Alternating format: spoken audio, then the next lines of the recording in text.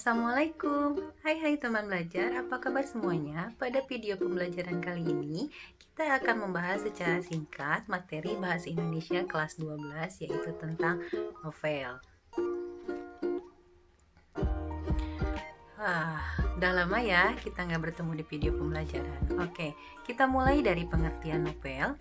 Novel berasal dari bahasa Italia, yaitu novella, yang artinya baru. Cerita pendek mengenai sesuatu yang baru, berita, dan kata itu sendiri berasal dari bahasa Latin novella, bentuk jamak dari novellus yang disingkat novus yang artinya baru. Menurut Dr. Andes Rostamaji MPD, teks novel adalah sebuah karya sastra yang memiliki dua unsur yang membangun, yakni unsur intrinsik dan unsur ekstrinsik, yang mana keduanya saling berkaitan satu sama lain karena saling berpengaruh dalam sebuah karya sastra. Kemudian materi yang kedua adalah struktur novel. Ya, struktur novel itu ada 6, dimulai dari abstrak. Abstrak adalah gambaran atau ringkasan awal cerita. Kemudian menuju ke orientasi atau bagian awal teks cerita atau teks pembuka yang biasanya berisi pengenalan tokoh. Lanjut ke tahap komplikasi, yaitu ketika masalah mulai muncul dalam novel tersebut. Maju lagi ke tahap evaluasi di mana masalah mulai memuncak, artinya ini adalah klimaks dari sebuah novel tersebut. Kemudian akhirnya turun menuju resolusi atau penyelesaian masalah, dan yang terakhir adalah koda atau pesan penulis. Dan mungkin kalau dalam bentuk trigonometri bentuknya adalah segitiga, jadi makin naik, kemudian turun dari tahap evaluasi. Kemudian ada unsur intrinsik novel. Unsur intrinsik novel terdiri dari satu, tema, gagasan atau ide utama dari sebuah novel. Tema berisi gambaran luas tentang kisah yang akan dibuat sebagai berita dalam novel. 2. Ada tokoh dan penokohan. Tokoh adalah pelaku dalam sebuah novel, sedangkan penokohan adalah watak atau karakter dari pelaku dalam sebuah cerita novel. Yang ketiga adalah alur atau plot. Alur berisi urutan jalan cerita dalam novel yang disampaikan oleh penulis. Kemudian ada latar atau setting, yaitu gambaran peristiwa-peristiwa yang mengacu pada waktu, tempat, dan suasana yang terjadi di dalam novel. Ada sudut pandang, yaitu strategi yang digunakan pengarang untuk menyampaikan ceritanya. Ada gaya bahasa, yaitu unsur yang sangat penting sebagai pemicu minat baca seseorang. Dan yang terakhir adalah amanat, pesan yang ingin disampaikan oleh penulis melalui cerita dalam novel. Selain unsur intrinsik, terdapat juga unsur ekstrinsik novel. Yang pertama adalah biografi dan latar belakang penulis, latar belakang pendidikannya, lingkungannya, keluarganya, tempat tinggalnya, dan lain sebagainya. Kemudian ada kisah di balik layar, biasanya ini didasari oleh pengalaman, kesan atau harapan, dan juga cita-cita dari sang penulis novel.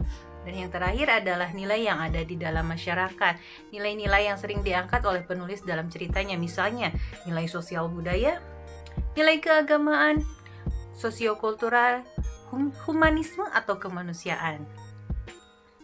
Selanjutnya adalah ciri-ciri dari teks novel. Pertama, ceritanya panjang daripada cerpen, tapi banyak kalimat yang diulang-ulang. Tentu saja ya, kalau cerpen cerita pendek dong.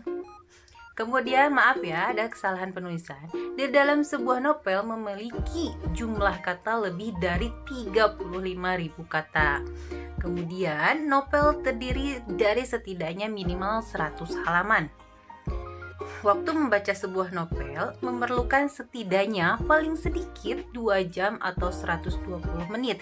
Ini buat yang edik banget sama baca. Kalau teman-teman memang kurang literasinya, itu bisa terhabis dalam waktu 1 hari minimal. Semoga kedepannya teman-teman semua literasinya makin membaik ya. Selanjutnya, memiliki alur atau plot yang kompleks. Tema dalam novel tidak hanya satu, tetapi muncul tema-tema sampingan. Tokoh atau karakter tokoh dalam novel bisa banyak. Ceritanya lebih dari satu impresi, emosi, dan efek.